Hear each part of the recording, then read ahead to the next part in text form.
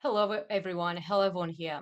I am here with my guest, Fortunus, and today we're going to do another episode from the series Writers React to lyrics of rock and metal songs. And for this evening, we have chosen to analyze Finntroll's iskalla trollblodet, which is a folk metal song in Swedish. So, hello, Fortunus. Hi, thank you for having me. Fortunus is a multidisciplinary writer, artist, podcaster, and game developer. She hosts a podcast, The Nuts and Bolts of Writing, on which I have appeared as a guest a few times, and you can see the link below, which explores fiction, character, plot development, in historical and modernist fiction in particular. And she is also the author of the comics Sam in New York and the Book of Joel. Today we're going to talk about Scandinavian folk tales and the mythology, the lore that Finntroll has created for their concept albums. So let's start listening to this song together. hmm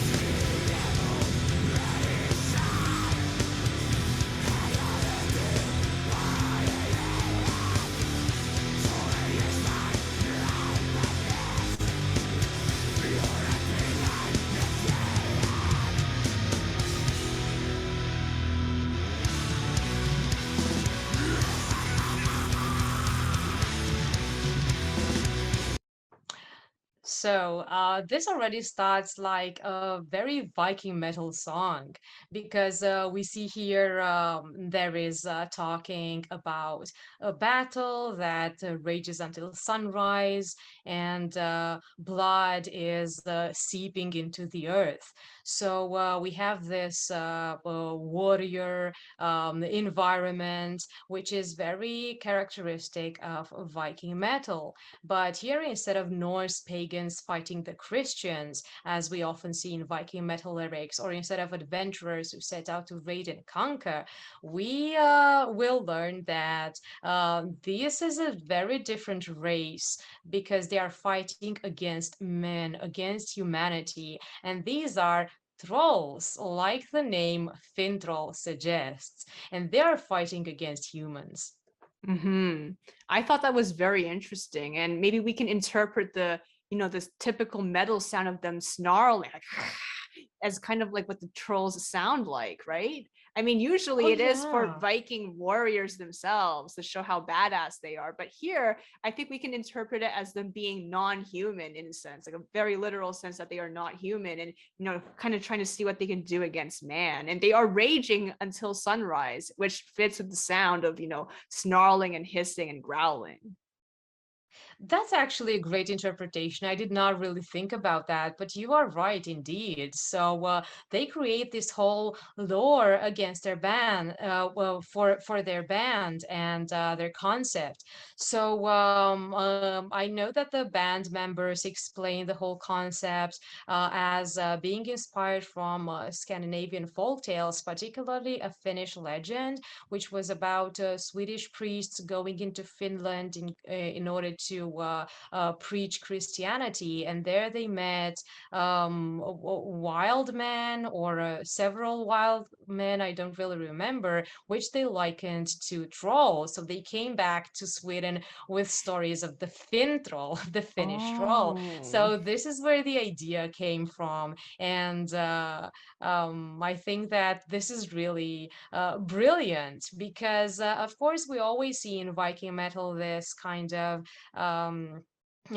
these fantasy elements, because it's not really historical Viking metal either. It's more like this 19th century romantic idea of the Viking Age. And also, the Romantic period was very interested in nationalism and in folk tales and mythology, and in a return to the Middle Ages. So, this is exactly the same idea as it is behind Viking metal. And also, these trolls are warriors, as we're going to see, and their gods and their afterlife is actually an echo of the Norse one.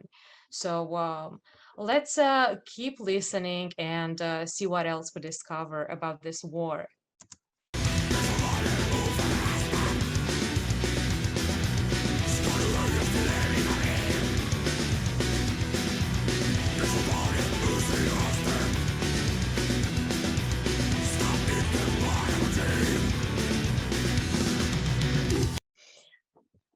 Right. So here we see the values that that this race of trolls treasures, and we see that it really echoes Norse society, but it is more like an extreme version of Norse society, more warlike than they actually were, and more like berserkers.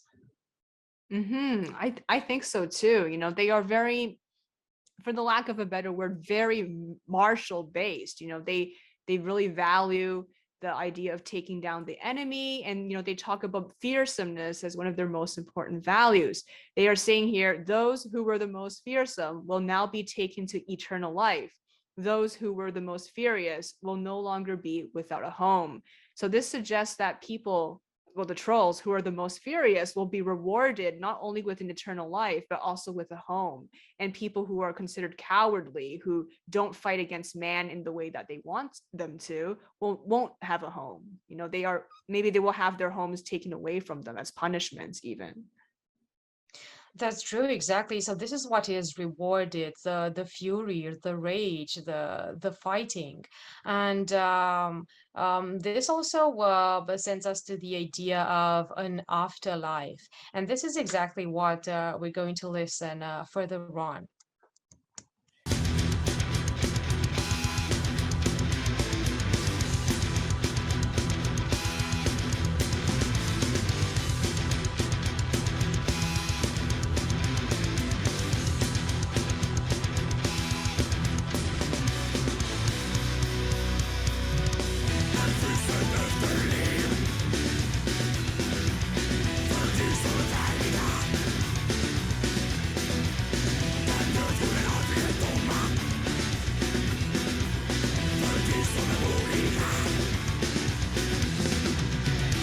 So we see that bravery is a central tenet of this culture, as it is in Norse culture as well. And the key to the afterlife is the courage and the warlike attitude.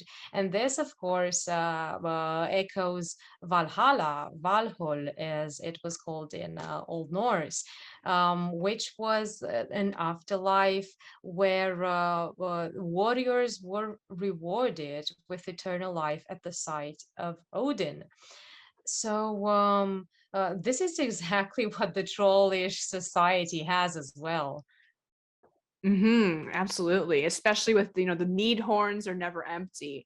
I think that's an image of Viking culture slash Norse culture that so many people know about, right? You know, think about Skyrim, these numerous TV shows and movies and everything. You always think about the mead horn when you think about Norse society. That's true. That's true. And mead was a sacred drink, and it was very important in Norse society, in feasts and rituals and ritual offerings. And it actually appears in the myth of afterlife in Valhall. Everywhere where it is mentioned that this is what Odin and the Einherjar, the warriors, the slain warriors, drink. And here it says that the mead horns are never empty, which is exactly like in the myth where the mead actually comes from the udders of a goat named Heidrun, if I remember right. So it is never ending. It never goes dry because it comes from this magical goat with eternally filled udders. Hmm. Let's see what goes on next.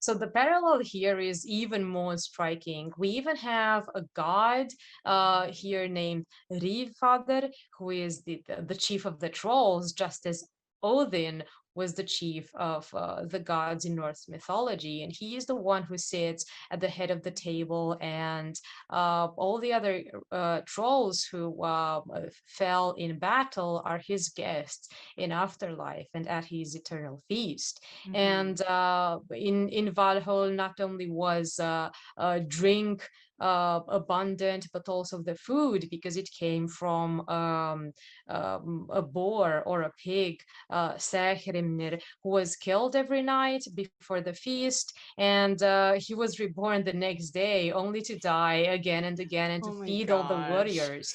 So there is this idea of abundancy, and this is why it says here that the tables are heavy with food and with drink. So it really parallels Odin in Valhall and his Einherjar, just as here they are all trolls.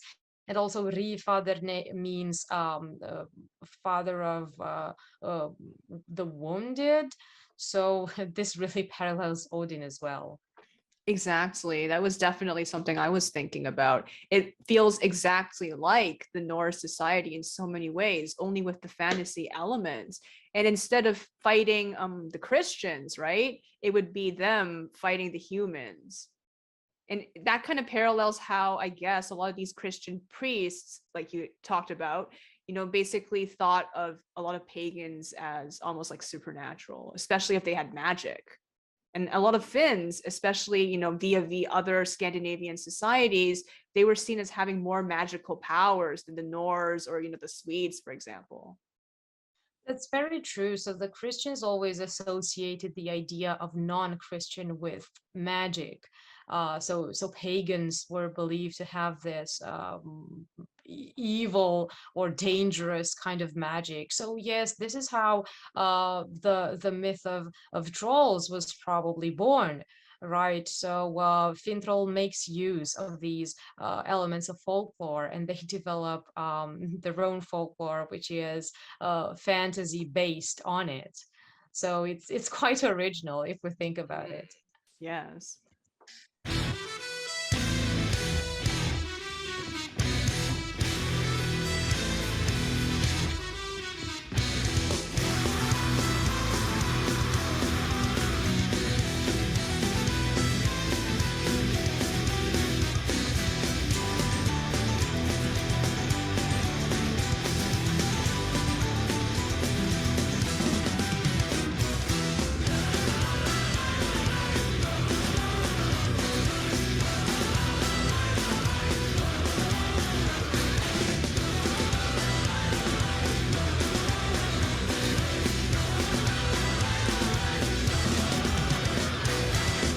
We hear here how upbeat everything is, and it really does suggest the idea of a feast, of a victory feast, celebrating success in battle, and uh, the folk elements are so fun to listen to, and I really love the instruments and how happy it sounds, but also very rough in a very trollish way. Yes, and you can hear them snarling and basically, screaming, and actually they sound very happy. I really like how the vocalists were able to express themselves using these hisses and growls quite differently from the beginning of the song, when you can hear a more martial quality to their growling. You can hear that they were trying to defeat the humans, but here they are growling with joy. And I think they're probably dancing too.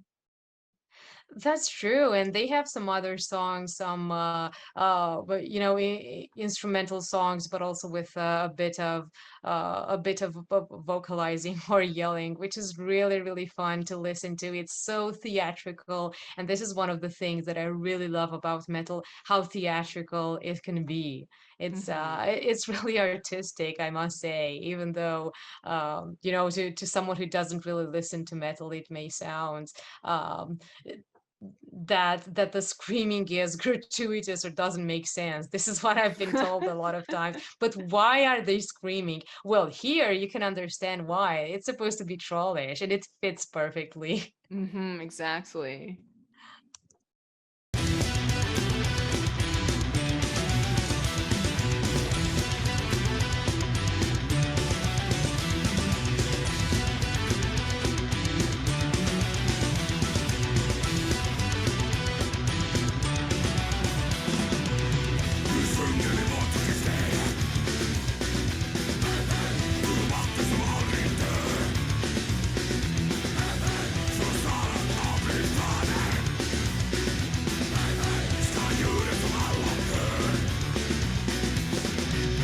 So this is a drinking song, as it says here. So it's a victory song. It's something upbeat, something that they sing when they are drunk and they want to celebrate and when they're happy.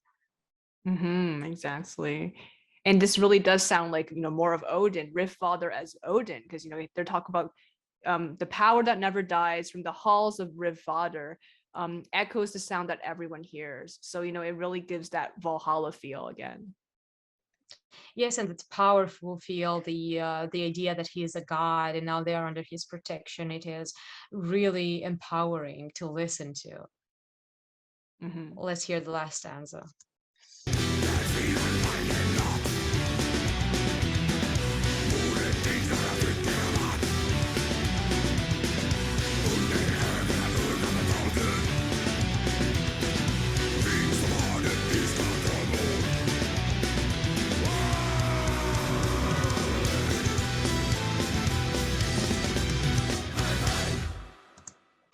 I really love the folk elements, the hey hey, and all the instruments. It's really fun, and it's why folk metal is such a happy thing to listen, such a happy thing to listen to. hmm It's a very joyous ending. I was actually thinking it would be more serious, especially at the beginning, because they're talking about battle and, raging until sunrise. It sounds more of a serious thing. But when you get to the end, you realize, they're actually really happy about all of this. They view war as something honorable, but also as something fun. Exactly. So it's mostly they do it for the thrill, for the sport, for the reward, for the fact that they are basically a band of brothers who are rewarded with having fun together after the battle. And this is something that's very Norse-like because they were quite a martial and warlike society. Maybe not as much as we understand it nowadays, because nowadays with all the fantasy and because some our ideas of a society like Sparta, which was truly martial, sort of seep into the one with Norse, and there are a lot of misconception that Norse people were actually sort of like Spartans, and they were not.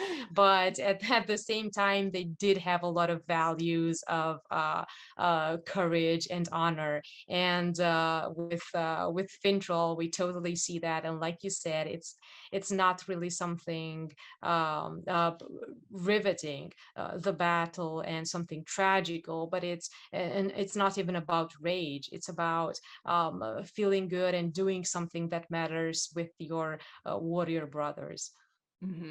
Right. Yeah, it fits a lot with how a lot of Norse societies are portrayed in media, especially with, the mix of fantasy, as you said, with, other historical societies like the Spartans.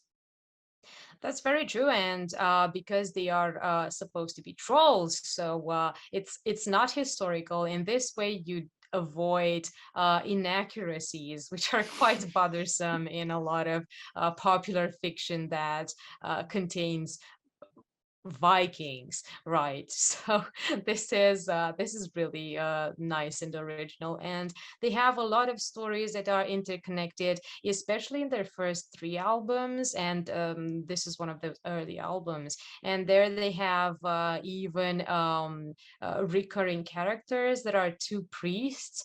Almond and Kettle, who keep appearing, and they they always go into the woods and stumble across all these trolls, and they end up being beaten and mutilated and everything, but they still don't learn the lesson, and again they come back. So as you can tell, this was even a great influence for me when writing one of my own short stories, The Slave and the Trolls. Definitely. In that story, which you can read using the link in the description, your character, he talks about, kind of invoking the trolls as a natural force against a Christian character. That's true. That's true. So this is quite similar because trolls here are fighting against mankind, but mostly against Christians. So whenever they are described as Christian. Hmm. What do trolls look like in Finntroll's art? In a lot of popular media, people think of trolls as either these giant, like, muscular beings or these very small dwarven-like beings.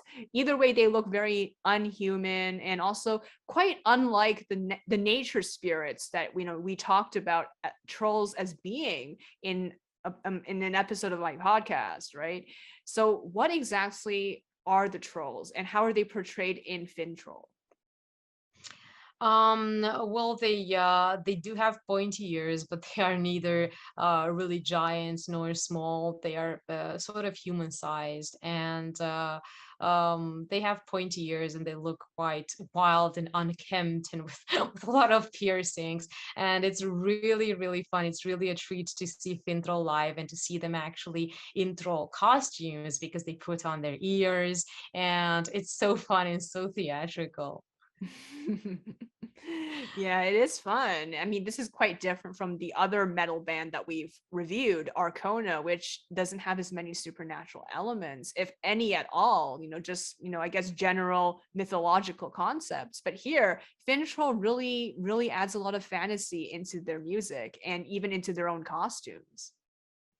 It does. It does. So there is less about spirituality as it is in Arcona, and yes, more fantasy. And less mythology. Like it's inspired by mythology, but they have their own interpretations and their own fantastical interpretations superimposed on it. That's true. So this was our analysis. Thank you everyone for following. And if you enjoyed it, please like, subscribe, and stay tuned for another episode of Doctor Metalhead, where we analyze rock and metal lyrics. Thank you so much, Fortunus, for joining. Thank you so much. Bye. Goodbye.